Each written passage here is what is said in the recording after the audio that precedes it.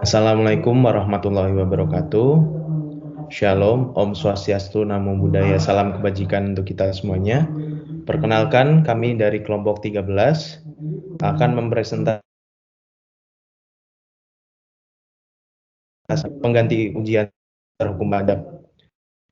Tema yang kami angkat yaitu pajak sebagai representasi relasi negara dengan masyarakat dalam merealisasikan telos negara di masa pandemi.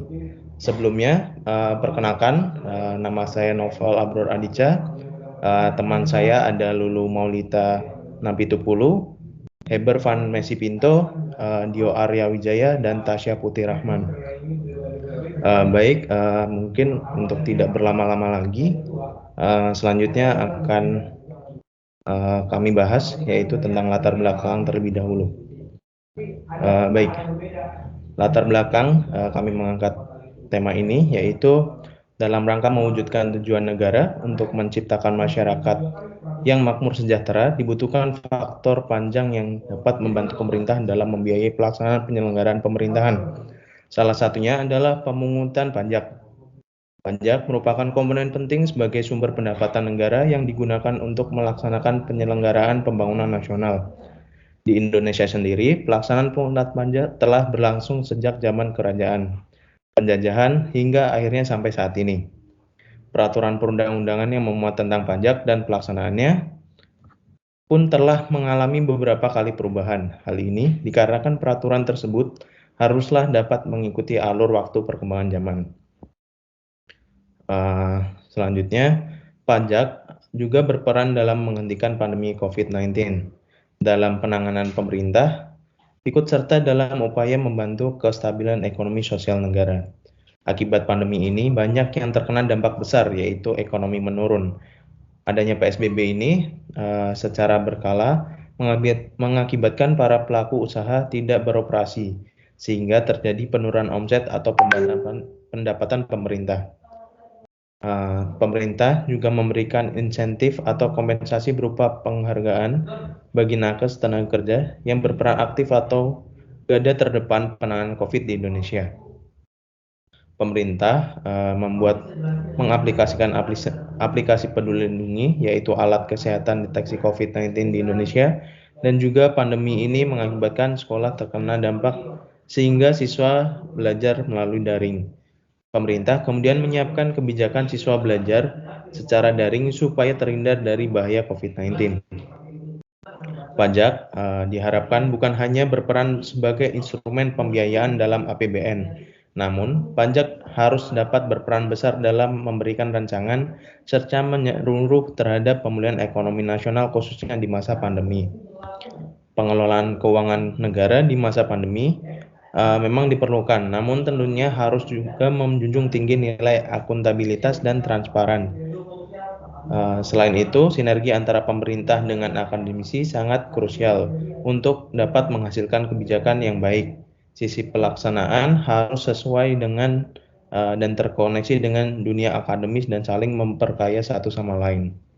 Karena dua aspek tersebut memegang peranan penting dalam perjalanan negara ini. Baik, selanjutnya akan dijelaskan oleh teman saya. Untuk menghindari perekonomian terkontraksi lebih dalam, pemerintah mengeluarkan beberapa kebijakan dan paket rancangan antara lain melalui perpajakan. Beberapa kebijakan di sektor perpajakan antara lain berupa pemberian insentif bagi pekerja di sektor yang terdampak langsung oleh pandemi melalui fasilitas pajak DTP PPh 21. Penurunan tarif PPh badan, pembebasan PPh 22 impor, pembebasan pajak impor alat kesehatan dan vaksin. Melakukan pembayaran pajak tepat waktu dapat memperbaiki kondisi keuangan negara yang kurang, baik dari segi ekonomi, sosial, pendidikan, dan lain-lain. Jika masyarakat tidak melaksanakan kewajiban membayar pajak, maka suatu negara akan hancur, kacau, atau menurun drastis biaya khas negaranya. Maka masyarakat sebagai warga negara, sebagai otoritas negara harus melaksanakan kewajiban membayar pajak dengan tepat waktu. Rumusan masalah yang akan dibahas adalah bagaimana peran pajak dalam mewujudkan kesejahteraan umum masyarakat pada masa pandemi COVID-19. Yang kedua, bagaimana pengaruh pelayanan pajak terhadap kepatuhan wajib pajak selama masa pandemi COVID-19. Selanjutnya, pembahasan akan dijelaskan teman saya. Selanjutnya, pembahasan peran pajak dalam mewujudkan kesejahteraan umum masyarakat pada masa pandemi COVID-19, yaitu pandemi COVID-19 yang mewabah hampir ke seluruh dunia termasuk Indonesia telah menghancurkan seluruh kehidupan warga masyarakatnya. Negara Indonesia merencanakan ulang berbagai kebijakan ekonomi, moneter dan pembangunan nasional, dan badan-badan swasta dituntut untuk merencanakan ulang beberapa ekonomi dan finansial.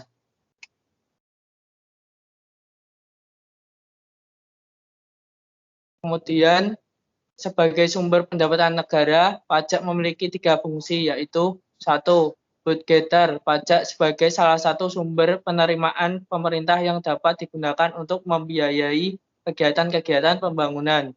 Kedua, fungsi regulasi. Pajak berperan dalam mengatur alokasi sumber daya, distribusi pendapatan, dan konsumsi. Ketiga, pajak berfungsi sebagai stabilitas ekonomi. Kontribusi perpajakan terhadap pendapatan nasional diprioritaskan setiap tahun pada APBN. Penerimaan negara meliputi penerimaan perpajakan sebesar Rp680,94 triliun di tahun 2019 dan terjadi pertumbuhan pendapatan dan pertumbuhan perpajakan sebesar 5,42%.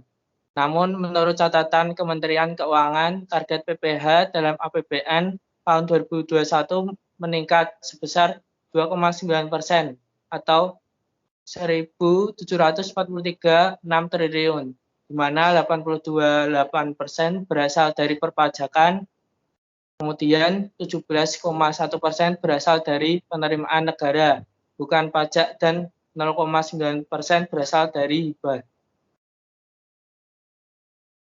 Selanjutnya, next. Di masa pandemi COVID-19, pemerintah memperluas intensif pajak untuk mengantisipasi penurunan ekonomi, diantaranya yakni PPh pasal 21 ditanggung pemerintah DTP, PPh final DTP pada sektor padat karya tertentu, pengurangan angsuran PPh pasal 25, PPh final UMKM ditanggung pemerintah, pembebasan dan pemungutan pasal PPh pasal 23 impor dan pengambilan pendaluran PPN. Perpajakan merupakan salah satu bentuk kepercayaan yang dibebankan oleh negara dengan tujuan untuk meningkatkan anggaran negara agar negara dapat menjalankan fungsi dan peran diamanahkan oleh konstitusi sebagai pelaksana kesejahteraan masyarakat. Negara bertanggung jawab atas pemerataan ekonomi dan pembangunan yang berkeadilan. Melalui fungsi retribusi pajak yang baik dapat mewujudkan adanya pemerataan dan keadilan bagi kesejahteraan masyarakat. Sedangkan melalui fungsi demokrasi, pajak sebagai kewajiban negara yaitu merupakan bentuk partisipasi warga masyarakat yang telah meningkatkan diri dalam suatu organisasi negara dalam mewujudkan cita-cita dan tujuan negara untuk mencapai kesejahteraan dan keadilan. Kemudian dilanjutkan oleh rekan saya.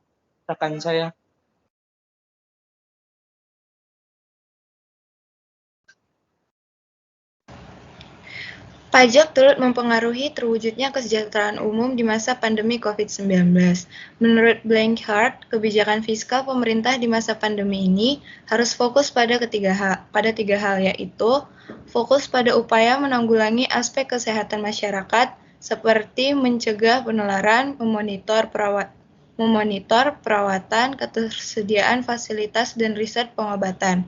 Yang kedua, instrumen fiskal harus berperan sebagai membantu pihak-pihak yang terdampak pelemahan ekonomi. Dan yang ketiga, perlunya untuk mendorong permintaan total, kesediaan permintaan dalam masyarakat akan tetap menjamin berputarnya roda perekonomian.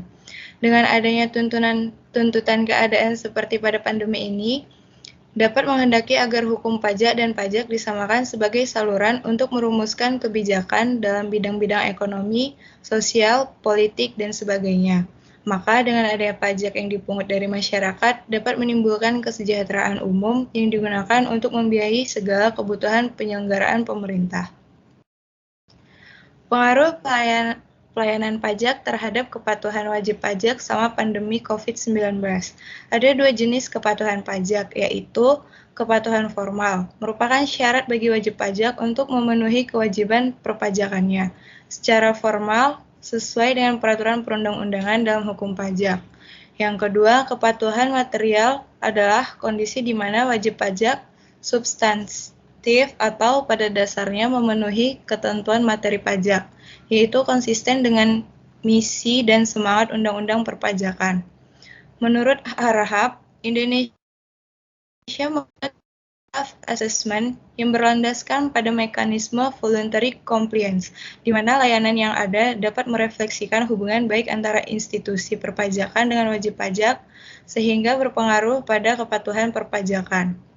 Maka dari itu, tantangan yang muncul tidak hanya dari sisi bagaimana institusi perpajakan menyelenggarakan layanannya, tetapi juga menjaga kualitas layanan seperti saat sebelum pandemi agar tetap terjaga kepatuhan wajib pajaknya.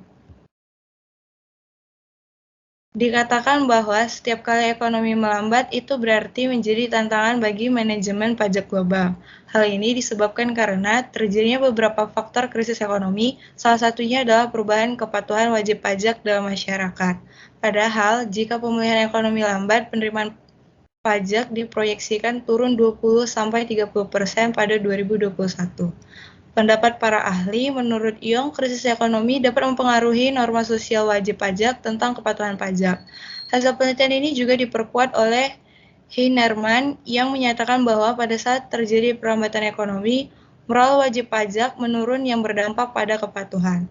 Adapun bentuk ketidakpatuhan wajib pajak terdiri dari melakukan transaksi yang menyangkut kewajiban perpajakan tetapi tanpa registrasi pada instansi pajak. Yang kedua, tidak tepat waktu penyampaian SPT. Yang ketiga, meminimalkan kewajiban pajak yang dilaporkan dan membayar pajak lebih sedikit dari kewajiban yang ada. Selanjutnya dilanjutkan oleh rekan saya.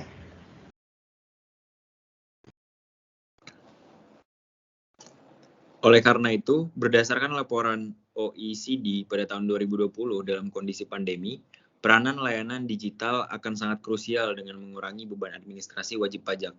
Begitu juga dengan laporan yang dikeluarkan oleh UN Strip Desa tahun 2020 bahwa layanan berbasis teknologi pada saat pandemi sangat krusial untuk menjamin efektivitas dari layanan publik.